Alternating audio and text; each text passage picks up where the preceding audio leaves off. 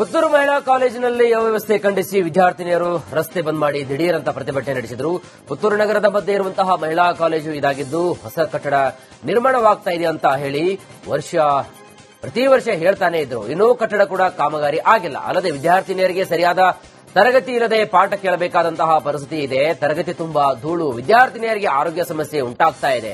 ಅಷ್ಟೇ ಅಲ್ಲದೆ ತರಗತಿಗಳು ತರಗತಿಯ ಕ್ಲಾಸ್ ರೂಮ್ಗಳು ಇಂದೋ ನಾಳೆ ಬೀಳುವ ಹಂತಕ್ಕೆ ತಲುಪಿವೆ ಅಂತ ಪ್ರತಿಭಟಿಸಿದ್ದಾರೆ. ಇನ್ನು ವಿದ್ಯಾರ್ಥಿನಿಯರ ಜೊತೆಗೆ ಶಾಸಕ ಅಶೋಕ್ ರೈ ವಾಗ್ವಾದ ನಡೆಸಿದ್ದು, ಈ ವೇಳೆ ಕಾಲೇಜು ಪ್ರಿನ್ಸಿಪಾಲ್ ಎಂಟ್ರಿ ಕೊಟ್ಟಿದ್ದು ಸರಿಯಾಗಿ ಕ್ಲಾಸ್ ತೆಗೆದುಕೊಂಡಿದ್ದಾರೆ. ನನಗೆ ಇನ್ಫಾರ್ಮ್ ಮಾಡಬೇಕು. ನೀವು ಇಲ್ಲಿ ಬಂದು ಕೂತ್ಕೊಂಡು ಟೈಮ್ ವೇಸ್ಟ್ ಮಾಡೋದಲ್ಲ. ಅಲ್ಲ, ನನಗೆ ಹೇಳ್ರಿ. ಸುಮ್ಮನೆ ಹೇಳ್ದಲ್ಲ, ನೀವು ಪ್ರಯೋಜನ ಇಲ್ಲ ಅಂತ ಸುಮ್ಮನೆ ಹೇಳ್ದಲ್ಲ. ನೀವು ನೋಡಿ ಮಾತಾಡಿ. ಅಲ್ಲ, ನೀವು ಹೇಳಬೇಕಲ್ಲ. ನೀವು ಯಾಕೆ ಹೇಳಿಲ್ಲ ಇಷ್ಟೊಳಗೆ? ಏನ್ ನೋಡಿ ಹೇಳ್ಬೇಕು ನಿಮ್ಗೆ? ಏನ್ ನೋಡಿ ಹೇಳ್ಬೇಕು? ಹೇಳ್ಬೇಕಾಗ್ಬೇಕು. ಅಲ್ಲ, ನೀವು ಹೇಳ್ಬೇಕಾಗ್ಬೇಕು. ಧೂಳು ಬರ್ತದ್ದು ಕಾಮನ್ ಸೆನ್ಸ್. ಕಾಮನ್ ಸೆನ್ಸ್ ಅಂದ್ರೆ ಬದುಕಲಿಕ್ಕೆ ಇರೋದು. ನಿಮಗೇನು ಆಟ ಆಡ್ಲಿಕ್ಕೆ ಮಾಡುದಲ್ಲ. ನಾನೇನು ಆಟ ಆಡ್ಲಿಲ್ಲ ಇಲ್ಲಿ. ಮತ್ತೆ ನೀವು ಹೇಳ್ಬೇಕಲ್ಲ. ನೀವು ನನಗೆ ಇನ್ಫಾರ್ಮ್ ಮಾಡ್ಬೇಕಾಗ್ಬೇಡ. ಚುನಾವಣಾ ಅಕ್ರಮಗಳ ಆರೋಪದ ಮೇಲೆ ಬಾಗೇಪಲ್ಲಿ ಶಾಸಕ ಎಸ್ಎನ್ ಸುಬ್ಬಾರೆಡ್ಡಿ ಅವರ ಆಯ್ಕೆಯನ್ನ ಕರ್ನಾಟಕ ಹೈಕೋರ್ಟ್ ಅಸಿಂಧು ಅಂತ ಘೋಷಣೆ ಮಾಡಿದೆ. ಪ್ರತಿಸ್ಪರ್ಧಿಸಿ ಮುನ್ರಾಜು ಸಲ್ಲಿಸಿದಂತಹ ಅರ್ಜಿಯ ಮೇರೆಗೆ ಈ ತೀರ್ಪು ಬಂದಿದ್ದು, ಕ್ಷೇತ್ರದಲ್ಲಿ ಉಪಚುನಾವಣೆ ನಡೆಯುವ ಸಾಧ್ಯತೆ ಕೂಡ ದಟ್ಟವಾಗಿದೆ. ಚಿಕ್ಕಬಳ್ಳಾಪುರ ಜಿಲ್ಲೆಯ ಬಾಗೇಪಲ್ಲಿ ವಿಧಾನಸಭಾ ಕ್ಷೇತ್ರದ ರಾಜಕೀಯದಲ್ಲಿ ಭಾರೀ ಸಂಚಲನ ಮೂಡಿಸುವಂತಹ ಬೆಳವಣಿಗೆಯೊಂದು ನಡೆದಿದೆ. 2023ರ ವಿಧಾನಸಭಾ ಚುನಾವಣೆಯಲ್ಲಿ ಕಾಂಗ್ರೆಸ್ ಅಭ್ಯರ್ಥಿಯಾಗಿ ಜಯಗಳಿಸಿದಂತಹ ಎಸ್ಎನ್ ಸುಬ್ಬಾರೆಡ್ಡಿ ಅವರ ಆಯ್ಕೆಯನ್ನ ಕರ್ನಾಟಕ ಹೈಕೋರ್ಟ್ ಇದೀಗ ಅಸಿಂಧು ಅಂತ ಘೋಷಣೆ ಮಾಡಿದೆ. ಚುನಾವಣಾ ಅಕ್ರಮಗಳ ಹಿನ್ನೆಲೆಯಲ್ಲಿ ಸಲ್ಲಿಸಲಾಗಿದ್ದಂತಹ ಅರ್ಜಿಯ ವಿಚಾರಣೆ ನಡೆಸಿದಂತಹ ನ್ಯಾಯಾಲಯ ಈ ಮಹತ್ವದ ತೀರ್ಪನ್ನು ನೀಡಿದೆ. ಮುಂದಿನ ಬಾರಿ ಮತ್ತೆ ಪಕ್ಷವನ್ನು ಅಧಿಕಾರಕ್ಕೆ ತರಲು ಜೆಡಿಎಸ್ ನಾಯಕರು ಪಣ ತೊಟ್ಟಿದ್ದಾರೆ. ಹೀಗಾಗಿ ರಾಜ್ಯದ ವಿವಿಧ ಜಿಲ್ಲೆಗಳಲ್ಲಿ ಬೃಹತ್ ಸಮಾವೇಶ ನಡೆಸುವ ಬಗ್ಗೆ ಪ್ರತಿಕ್ರಿಯೆ ನೀಡಿದಂತಹ ನಿಖಿಲ್ ಕುಮಾರಸ್ವಾಮಿ, ಫೆಬ್ರವರಿ 27ರಂದು ಪಕ್ಷದ ಜನತಾ ಸಮಾವೇಶ ನಡೆಯಲಿದೆ. ಬಾಗಲಕೋಟೆ, ಹುಬ್ಬಳ್ಳಿ, ಧಾರವಾಡ ಸೇರಿದಂತೆ 7 ಜಿಲ್ಲೆಗಳ ಕಿತ್ತೂರು ಕರ್ನಾಟಕದ ಜನತಾ ಸಮಾವೇಶವನ್ನು ನಡೆಸಲಾಗುತ್ತದೆ. ಇನ್ನು ಈಗಾಗಲೇ ಜಿಲ್ಲೆಗಳಲ್ಲಿ ಸಭೆಗಳನ್ನ ಮಾಡಲಾಗ್ತಾ ಇದೆ. ಎಲ್ಲರ ಸಹಕಾರದಿಂದ ಹಾಸನದಲ್ಲಿ ಮೊದಲನೆಯ ಜನತಾ ಸಮಾವೇಶ ಯಶಸ್ವಿಯಾಗಿದೆ. ಹಾಗಾಗಿ ಈ ಭಾಗದಲ್ಲೂ ಕೂಡ ಬೆಳ್ಳಿ ಹಬ್ಬ ಮಾಡಬೇಕು ಅಂತ ನಿರ್ಣಯಿಸಲಾಗಿದೆ. ದೇವೇಗೌಡರ ಮಾರ್ಗದರ್ಶನ ಹಾಗೂ ಕುಮಾರಸ್ವಾಮಿ ಅವರ ನೇತೃತ್ವದಲ್ಲಿ ರಾಜ್ಯದ ಬೇರೆ ಬೇರೆ ಜಿಲ್ಲೆಗಳಲ್ಲಿ ಸಮಾವೇಶವನ್ನ ಮಾಡಲಾಗ್ತಾ ಇದೆ ಅಂತ ಹೇಳಿದ್ದಾರೆ. ಸಿಎಂ ಸಿದ್ದರಾಮಯ್ಯ ಅವರು 2026-27ನೇ ಸಾಲಿನ ಬಜೆಟ್ ಮಂಡಿಸಲು ಸಭೆ ಮೇಲೆ ಸಭೆಯನ್ನ ನಡೆಸ್ತಾನೆ ಇದ್ದಾರೆ. ಮಾರ್ಚ್ 6ರಂದು 17ನೇ ಸಲ ಸಿದ್ದರಾಮಯ್ಯ ಬಜೆಟ್ ಅನ್ನ ಮಂಡಿಸಲಿದ್ದಾರೆ.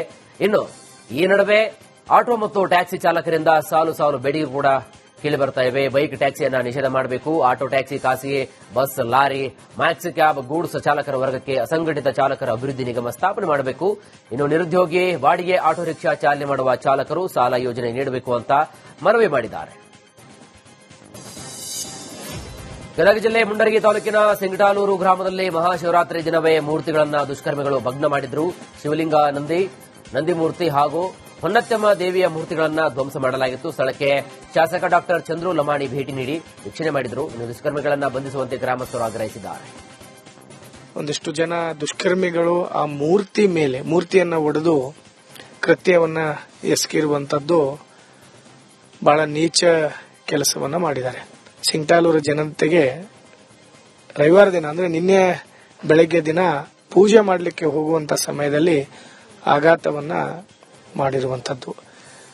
ಅವತ್ತಿನ ರಾತ್ರಿ ಈ 2 ದೇವಸ್ಥಾನದ ಮೇಲೆ ಒಡೆದು ಮತ್ತು ಧ್ವಂಸವನ್ನಗೊಳಿಸಿರುವಂತದ್ದು ಬಹಳ ಹೀನ ಕೃತ್ಯ. ರಾಜೀವ್ ಗಾಂಧಿ ವಸತಿ ಯೋಜನೆಯಿಂದ ಬೆಂಗಳೂರಿನ ಬಿದರಹಳ್ಳಿಯಲ್ಲಿ 200ಕ್ಕೂ ಹೆಚ್ಚು ಮನೆ ನಿರ್ಮಾಣವಾಗ್ತಾ ಇದೆ. ಇನ್ನು ಮನೆ ಕಾಮಗಾರಿ ಪೂರ್ಣಗೊಳ್ಳದೆ ವಸತಿ ನೀಡಲು ನಿಗಮದಿಂದ ವಿಳಂಬವಾಗ್ತಾ ಇದೆ. ಅರ್ಜಿದಾರರು ಈ ಬಗ್ಗೆ ನಿಗಮದ ನಿರ್ದೇಶಕರ ಗಮನಕ್ಕೆ ತಂದಿದ್ದು ಕೂಡ ನಿಗಮದ ಎಂಡಿ ಸ್ಥಳ ಪರಿಶೀಲನೆ ಹಾಗೂ ಕಾಮಗಾರಿ ಪರಿಶೀಲನೆ ಮಾಡುವ ಭರವಸೆ ನೀಡಿದ್ರು. ಅರ್ಜಿದಾರರು ಬಂದು ದಿನವೇ ಕಳೆದರೂ ಕೂಡ ಸ್ಥಳಕ್ಕೆ ಅಧಿಕಾರಿಗಳು ಬಾರದೆ ಕೈ ಕೊಟ್ಟಿದ್ದಾರೆ. ಹಾಗಾಗಿ ಇದರಿಂದಾಗಿ ಅರ್ಜಿದಾರರಲ್ಲಿ ಆಕ್ರೋಶ ಜೋರಾಗಿದೆ. ದಯವಿಟ್ಟು ಸರ್, ಹೇಳ್ಕೊಂತ ಇದ್ದೀನಿ, ನಾವು ಬಾಡಿಗೆ ಕಟ್ಟಕ್ಕೆ ಆಗ್ತಾ ಇಲ್ಲ. ನಾನು 3 ಜನ ಹೆಣ್ಮಕ್ಳು, ಅಲ್ಲಿ ನಮ್ಮ ಹೆಂಗಸರು ಒಬ್ಳೆ ದುಡಿತಾ ಇದ್ದಾರೆ. ಮನೆ ಕೆಲಸ ಮಾಡ್ತಾರೆ ನಮ್ಮ ಹೆಂಗಸರು. ನಾವು ತುಂಬಾ ಕಷ್ಟ ಐತ್ರಿ. ನಾವು ಬೇಗ ಇದು ಮುಗಿಸಿ ಮನೆ ಕೊಡಿ. ದಯವಿಟ್ಟು ಬೇಗ ಮುಗಿಸಿ ನನ್ಗೆ ಮನೆ ಕೊಡಿ.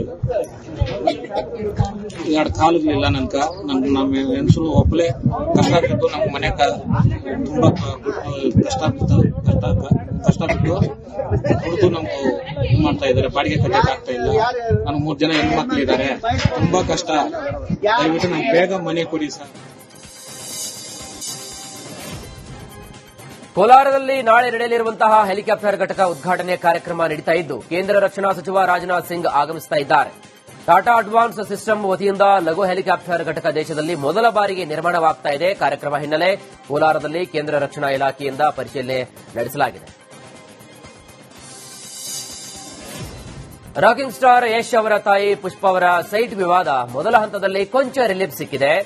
ಮೂಲ ದಾವೆಯ ಆದೇಶ ಅನುಷ್ಠಾನಕ್ಕೆ ಕೋರ್ಟ್ ತಡೆಯನ್ನ ನೀಡಿದೆ. ದೇವರಾಜು ಪರ ನೀಡಿದಂತಹ ಆದೇಶಕ್ಕೆ ಸದ್ಯದ ಮಟ್ಟಿಗೆ ಬ್ರೇಕ್ ಬಿದ್ದಿದೆ. ಅಂತಿಮ ಆದೇಶದವರೆಗೂ ಆಸ್ತಿ ಮಾರಾಟ ಮಾಡುವಂತಿಲ್ಲ ಅಂತ ಹಾಸನದ 4ನೇ ಜೆಎಂಎಫ್ಸಿ ಕೋರ್ಟ್ ಸೂಚಿಸಿ ವಿಚಾರಣೆಯನ್ನ ಫೆಬ್ರವರಿ 18ಕ್ಕೆ ಮುಂದೂಡಿಕೆ ಮಾಡಿದೆ. ಇನ್ನು ಕೋರ್ಟ್ ಆದೇಶದ ಬೆನ್ನಲ್ಲೇ ಯಶ್ ಅವರ ತಾಯಿ ಪುಷ್ಪ ಪ್ರತಿಕ್ರಿಯೆ ನೀಡಿದ್ದಾರೆ. ನಮ್ಮ ಪೇಪರ್ ನಮ್ಮದೇ ಅಂತ ಕೋರ್ಟ್ ಆದೇಶದಿಂದ ಖಾತ್ರಿಯಾಗಿದೆ. ಜನರಿಗೆ ಮಿಸ್ ಗೈಡ್ ಮಾಡಿದ್ರು, ನ್ಯಾಯಾಲಯ ನಮಗೆ ನ್ಯಾಯವನ್ನ ಕೊಡುತ್ತೆ ಅಂತ ಹೇಳಿದ್ದಾರೆ. ಇದು ನಮ್ದಲ್ಲ, ಅದೇ ದೇವರಾಜು ಅವ್ರದ್ದು, ಅದ್ಯಾರೋ ಲಕ್ಷ್ಮಮ್ಮ ಅವ್ರದ್ದು ಅಂತ ಇದು ಮಾಧ್ಯಮಗಳಿಗೆ ಮತ್ತೆ ಬೇರೆ ಪೊಲೀಸು ಎಲ್ಲ ಕಡೆಯಿಂದ ಗಲಾಟೆ ಶುರುವಾಗಿತ್ತು. ಬಟ್ ಅದನ್ನ ನಾವು ನೋಡಿದ ಪ್ರಕಾರ ಈಗ ನ್ಯಾಯಾಲಯ ಅದನ್ನ ನಮ್ಮ ಪೇಪರ್ನ ನೋಡಿಯೋ ಏನೋ ನಮಗೂ ಒಂದು ಅವಕಾಶ ಕೊಟ್ಟಿದೆ. ಇದು ಪುಷ್ಪ ಅವ್ರಿಗೆ ಸಂಬಂಧಪಟ್ಟಿದೆಯಾ ದೇವರಾಜದು ಅಂತ ಪರಿಶೀಲನೆ ಮಾಡಿ ಈಗ ಸದ್ಯದಲ್ಲಿ ಅವ್ರಿಗೆ ತಡೆಯಾಜ್ಞೆ ಕೊಟ್ಟಿದೆ. ಮುಂದಿನ ದಿನಗಳಲ್ಲಿ ಅವ್ರಿಗೆ ಎಲ್ಲ ಇನ್ನೂ ಕ್ಲಿಯರ್ ಆಗಿ ಹೇಳುತ್ತೆ, ಅವ್ರಿಗೆ ಗಮನಕ್ಕೆ ತರುತ್ತೆ ಅಂತ ನಾನು ಅನ್ಕೊಂಡಿದ್ದೀನಿ ಕೋರ್ಟ್. ಇದು ಆರ್ಎಸ್ಎಸ್ ಹಣದ ಮೂಲವನ್ನ ಸಚಿವ ಪ್ರಿಯಾಂಕ್ ಖರ್ಗೆ ಮತ್ತೆ ಕೆದಕಿದ್ದಾರೆ. ಆರ್ಎಸ್ಎಸ್ಗೆ ಅಮೆರಿಕ, ಇಂಗ್ಲೆಂಡ್ನಿಂದ ಹಣ ಹರಿದು ಬರ್ತಾ ಇದೆ. ಗುರುದಕ್ಷಿಣೆ ಮೂಲಕ ಹಣ ಬರುತ್ತದೆ ಅಂತ ಆರ್ಎಸ್ಎಸ್ ಹೇಳ್ತಾ ಇದೆ. ಕಾನೂನಡಿ ಆರ್ಎಸ್ಎಸ್ ರಿಜಿಸ್ಟರ್ ಆಗೋ ತನಕ ಬಿಡುವ ಮಾತೇ ಇಲ್ಲ ಅಂತ ಆರ್ಎಸ್ಎಸ್ ವಿರುದ್ಧ ಸಚಿವ ಪ್ರಿಯಾಂಕ್ ಖರ್ಗೆ ಕಿಡಿಕಾರಿದ್ದಾರೆ. ಇವುಗಳು ನೆಟ್ವರ್ಕ್ ಮಾಡಿಬಿಟ್ಟಿದ್ದಾರೆ. ನೀವು ಎಲ್ಲ ಓದಿದಿರೋ ಗೊತ್ತಿಲ್ಲ. ಮೊನ್ನೆ ಒಂದು ಪ್ರತಿಷ್ಠಿತವಾದಂತ ಪತ್ರಿಕೆಯಲ್ಲಿ ಬಂದಿತ್ತು. ಮೋರ್ ದೆನ್ 2500 ಆರ್ಗನೈಸೇಷನ್ಸ್ ನೆಟ್ವರ್ಕ್ ಇದೆ. ಅಮೆರಿಕ ಇರ್ಬೋದು, ಇಂಗ್ಲೆಂಡ್ ಇರ್ಬೋದು, ಅಲ್ಲೆಲ್ಲಿಂದ ದುಡ್ಡು ತಗೊಂಡು ನಾನು ಹೇಳ್ತಾ ಇದ್ದೀನಿ, these people are into money laundering. ಇವ್ರಿಗೆ ಎಲ್ಲಿಂದ ಬರ್ತಾ ಇದೆ ಸರ್ ಇಷ್ಟು? ಹೇಗೆ ಬರ್ತಾ ಇದೆ? ಇವರು ನಾವೆಲ್ಲರೂ ಒಳ್ಳೆ ನಾಗರಿಕರಾಗಬೇಕಂತೆ, ನಾವು ಇನ್ಕಮ್ ಟ್ಯಾಕ್ಸ್ ಕಟ್ಟಬೇಕು. ಇವುಗಳು ನೆಟ್ವರ್ಕ್ ಮಾಡಿಬಿಟ್ಟಿದ್ದಾರೆ. ನೀವು ಎಲ್ಲ ಓದಿದಿರೋ ಗೊತ್ತಿಲ್ಲ. ಮೊನ್ನೆ ಒಂದು ಪ್ರತಿಷ್ಠಿತವಾದಂತ ಪತ್ರಿಕೆಯಲ್ಲಿ ಬಂದಿತ್ತು. ಮೋರ್ ದೆನ್ 2500 ಆರ್ಗನೈಸೇಷನ್ಸ್ ನೆಟ್ವರ್ಕ್ ಇದೆ. ಅಮೆರಿಕ ಇರ್ಬೋದು, ಇಂಗ್ಲೆಂಡ್ ಇರ್ಬೋದು, ಅಲ್ಲೆಲ್ಲಿಂದ ದುಡ್ಡು ತಗೊಂಡು ನಾನು ನನ್ನ ಹಣದಲ್ಲಿಯೇ ವಿದೇಶಕ್ಕೆ ಹೋಗಬೇಕು ಅಂತ ನಾನು ಅನ್ಕೊಂಡಿದ್ದೆ. ಆದರೆ ಬೇರೆ ಬೇರೆ ಕೆಲಸ ಇರೋದಕ್ಕೆ ವಿದೇಶಕ್ಕೆ ಹೋಗ್ತಿಲ್ಲ ಅಂತ ಕೊಪ್ಪಳದಲ್ಲಿ ಶಾಸಕ ರಾಘವೇಂದ್ರ ಹಿಟ್ನಾಳ್ ಹೇಳಿದ್ದಾರೆ. ಇನ್ನು ಬಸವರಾಜ್, ಶಿವಣ್ಣವರ್, ಶ್ರೀನಿವಾಸ್, ಚಿಮ್ಮನಕಟ್ಟಿ, ರಾಜು ಸೇರಿ ಕೆಲವರು ವಿದೇಶಕ್ಕೆ ಹೋಗುವ ಬಗ್ಗೆ ಮಾತಾಡಿಕೊಂಡಿದ್ವಿ. ಆದರೆ ಎಲ್ಲಿಗೆ ಅಂತ ಫೈನಲ್ ಆಗಿರಲಿಲ್ಲ ಅಂತ ಹೇಳಿದ್ದಾರೆ. ಅಲ್ಲ, ನಾನು ಹೋಗ್ಬೇಕು ಅನ್ಕೊಂಡಿದ್ದೆ ನನ್ನ ದುಡ್ಡಲ್ಲಿ. ನೀವೆಲ್ಲ ಕೇಳೋದಕ್ಕೆ ನಾನು ಭಯ ಬಿದ್ದ್ಬಿಟ್ಟೇನೆ. ನಮ್ಮ ದುಡ್ಡಿನಾಗ ಹೋಗ್ಬಾರ್ದೇನಪ್ಪ ಅಂತ ಹೇಳಿ. ಅದಕ್ಕೆ ಈಗ ನಾವು ಬೇರೆ ಬೇರೆ ಕ್ಷೇತ್ರದಲ್ಲಿ ಕೆಲಸ ಇರೋದ್ರಿಂದ ನಾನು ಈ ತಿಂಗಳ ಹೋಗೋ ತೀರ್ಮಾನ ನಾನು ಮಾಡಿಲ್ಲ. ಸೊ ನಮ್ಮ ಕೊಲೀಗ್ಸ್ ಎಲ್ಲ, ನಮ್ಮ ಹಿರಿಯರು, ನಮ್ಮ ಬಸವರಾಜ್ ಶಿವಣ್ಣವರು, ನಮ್ಮ ಶ್ರೀನಿವಾಸ್ ಅವರು, ನಮ್ಮ ಚಿಮ್ಮನಕಟ್ಟಿ ರಾಜು ಅವರು, ಜೆ.ಟಿ. ಪಾಟೀಲ್ರು, ಯಶವಂತ ಗೌಡರು ಎಲ್ಲ ಮಾತಾಡಿದ್ವಿ. ಹೋಗಿ ಬರೋಣ ಒಂದು 10 days ಅಂತ ಹೇಳಿ. ಅದ ಫಿಕ್ಸ್ ಆಗಿದ್ದಿಲ್ಲ. ಅದು 3 ವಾರ ಆಯ್ತು ಎಲ್ಲಿಗೆ ಹೋಗ್ಬೇಕಂತ. ಫಸ್ಟ್ ಇದಕ್ಕೆ ಹೋಗ್ಬೇಕು ಅನ್ಕೊಂಡಿದ್ವಿ. ಎಲ್ಲಿ? South Africa